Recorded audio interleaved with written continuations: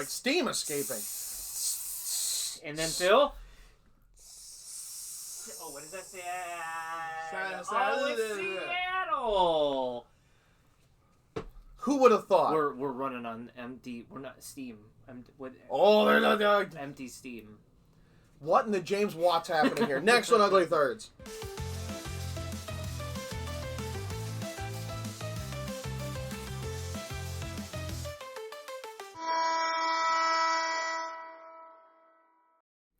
Welcome back to another episode of Ugly Thirds. Today's topic is the Seattle Kraken seating stripes. John and Trems, take it away. Where does the siding come from? Like, do we have to return it when we're done? Oh no, this was $10 at Home Depot. $10? Yeah, for both pieces. It's more than that. It was the whole thing. Wow. I can't. That's bundle and save. YouTube on a budget. I cut it with a steak knife. Oh, good. Phil's wondering about the steak knives. Now. The point is, so we've ranked every jersey, every current set of jerseys. We're looking at the current this season. We're not going to get into next season, any of those rumored changes. Nothing's official yet, including the Mammoth. They're not on ice yet. It is what it is. Current. Current means current. We ranked every team in the East, and we put it in a bracket, and so you, the viewer, are going to decide through YouTube polls who wins each matchup to figure out who's the best-looking team in the East, and then we have to do it in the West so that championship can be between the East and West, as hockey playoffs ought to be. Yep. And so we have to put this card on this ranking somewhere between the best and the worst in the Western Conference of the NHL. Today, the Seattle Kraken. I very much enjoyed how they revealed this franchise. Like, they leaned into the cryptid. Like, they did everything that they needed to. Everything that we thought. We were convinced, like, it'd be cool if they did it, but they're not going to do it. And then they went out and did it, and were collectively screaming on Zoom with one another. Like, my goodness. Yeah, it's one of the, they actually did it. They actually did it. They actually had the guts to pull this off. Yep. Because I am not a big cryptid guy.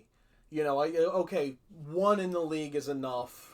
But they also did the logo so brilliantly well. Yeah. In that they're not really showing it. Okay, so let's zoom in on the logo. Let's take a look. Oh, okay, Phil, go to that jersey, not the one I'm working with. And now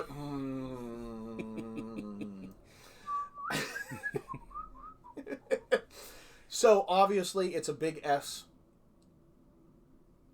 Right? It's a big S. And the two-tone is meant to be from the wooden boards that are common in the Pacific Northwest, where they carve in the words in it. Oh, cool. There's a name for it. I've never found that again, so someone put it in the comments. But the two-tone actually has a purpose there of, like, it's carved into wood, and each side it's shading, yada yada. Yep. And then the only part of the Kraken is you have a tentacle here, complete with the suction cups on top, and then you get the red eye. And I think the only thing that could have been better about this is if they leaned into green, because Seattle is the Emerald City, and the other teams all use navy and green. And I've seen mock-ups. It works. It's not as sharp, but it does work. And that's my only note in any of this. Just keep the city unity. I love the depth of blue that they use here, because it leans into that deep water cryptid. Like, navy would have been fine, but I love the mysteriousness of the blue. And I in the striping, I think they've very much done that. I think it's more apparent on the white. It's on both, but it's more apparent on the white. It goes from, daylight to shallow water to deepish water to deep water, and then you hit the red line of, oh, now you're in danger. Here's the Kraken. Love it. And I'd also like to point out on the shoulder that they did the anchor. This is the coup de grace. This is a real victory with here. The Space Needle kind of embedded into it. And this goes to show you that the level of thought we're putting into branding a team these days. Like, you're doing it. Like, and you think of some of the newer teams that are coming out, and I go back to, like, the Savannah Ghost Pirates. Like, what a cool thing to have. And then Phil's being loud. You're almost out of ice, I hope. And then you're going into, like, the lore of the city. Like there's something cool about, instead of calling them like the Savannah Tigers, like you're leaning into what makes that place unique, and they did this here as well. And Phil kind of showed there is actually differences in there's no real difference in the logo other than the thick blue outline just doesn't show up on the blue jersey. Yeah, it is here. Yeah. They switched up the colors on the anchors. Yeah. And that, again, that's a level of detail that I think goes a long way in doing this. Yeah. They really nailed this. They really did. They did. Are you prepared to put a team like this ahead of the Wild? Yes. All right. Well, all right. So, I mean, like... Okay, episode over. See you, folks. I think there's so much better. Like, it, in Jaws, because they couldn't get the animatronic to work, it's in there for like 15 minutes of movie. Darth Vader, 17 minutes in the original Star Wars Episode 4.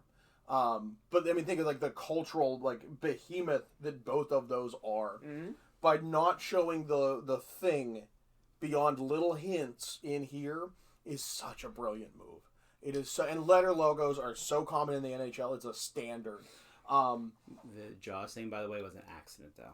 Well, yes, because the animatronic they couldn't get it to work. Right, it sunk the first day, and the water just messed it up. They're like, okay, let's show it as little as possible, and it became one of the best movie villains. I mean, without thinking like, oh, it's a villain. Like, no, it's a shark being a shark. Yeah. But people like beach going plummeted that season. I mean, come on. I love it.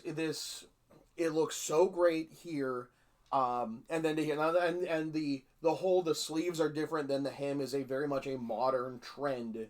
They're just trying to pull, oh, it's vintage. It's not. That's a modern trend. But it looks good. Mm-hmm. It balances well home and road. Like, could you raise the blue one to the same level here? I want to look at the hemline and look how they actually match. Where, okay, so this blue above the red is just implied, right? It's all there. The sleeves are exactly the same. The number font, which you don't have on that blue one, but I do have here, I think is also very unique without being, without sacrificing any bit of legibility, without being awkward or weird or gimmicky. I mean, the inaugural season patch is everything you want. Even their current advertisement, which I really don't want to give any credit to advertising, but it fits well.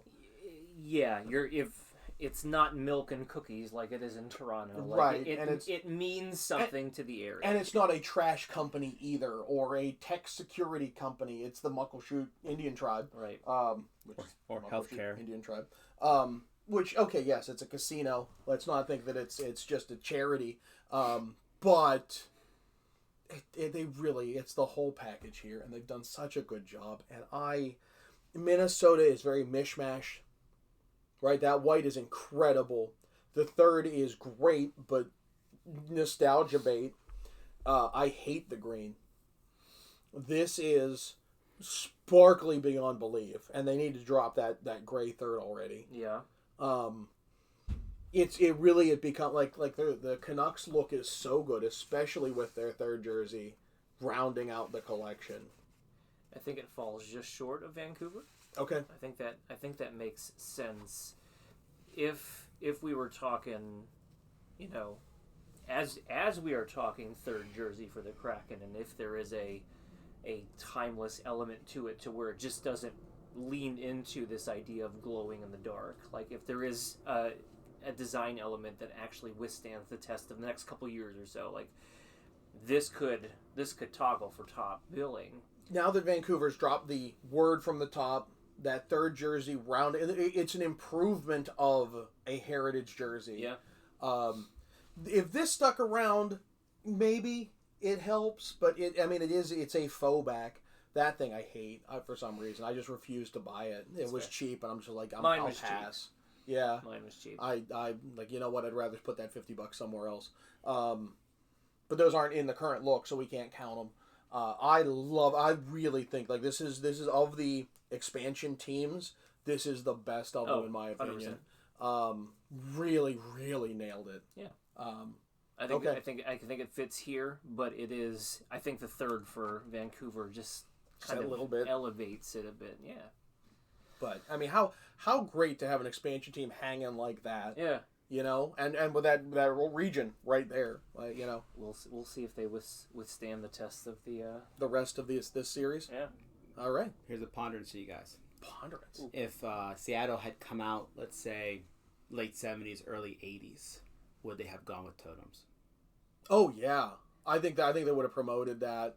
We and don't really leaned into indigenous stuff. Because, Yeah. I think, because that Probably was not for everyone the thought best. they were going to do this time, but then there's been this wave of, cultural appropriation and stuff like that. If this would have came out earlier, with the Blackhawks now, You don't even have to go back to the Blackhawks. Think of the Kachina and the Coyotes. That's an indigenous thing. Now, did they go through and talk to the Hopi? Yes. And there's still you get some people who complain, but they went through the channels as best as you can. I think absolutely they go with the totems, and they probably just promote that whole look almost wholesale. Yeah, I think just the idea of being more targeted in our approach to these things. Some arenas up in Canada do land rights readings before. A lot of them do. Yeah, so it's just one of those things where they took a good amount of time and thought about this. It wasn't something that they panicked and just did. It's no hockey club either. Yeah, Right? They it's not actually the went Seattle and Hockey did it. Club. No, agreed. So Super. Phil, I on can't that top note, that. Phil, on that note, he shrems up John Phil who can take us out. Don't forget to hit that like and subscribe button, ring the bell to get notifications when we post new videos, and come back for another episode of Ugly Thirds. We went from ponderance to super. isn't that steakhouse that went out of business?